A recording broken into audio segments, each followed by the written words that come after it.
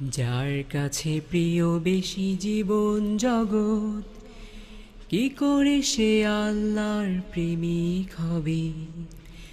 কি করে সে চিরদিন হেসে হেসে অমলিন দিন কায়েমের কাজে যুক্ত রবে?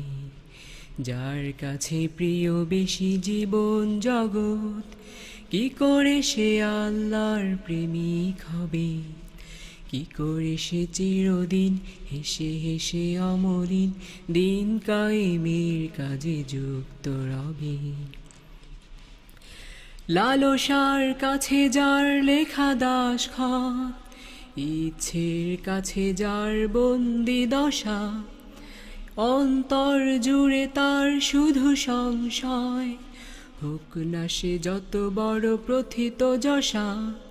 লালসার কাছে যার লেখা দাসখত, ইচ্ছের কাছে যার বন্দি দশা, অন্তর জুড়ে তার শুধু সংশয়, হোক না সে যত বড় প্রথিত যশা। তবু তার চারিধার মিথ্যার আধিয়ার, তবু তার চারিধার মিথ্যার আধিয়ার, হতভাগা তার মতো কে আর হবে? যার কাছে প্রিয় বেশি জীবন জগৎ, কি করে সে আল্লাহর প্রেমিক হবে? কি করে সে চিরদিন হেসে হেসে অমলিন দিন কায়েমের কাজে যুক্ত রবে? বধির বোঝে না কোনো কথা যে, শব্দের সুর ধ্বনি জীবনে, অন্ধ কখনো আলো দেখে না, দেখে না সে সামনে ও পিছনে।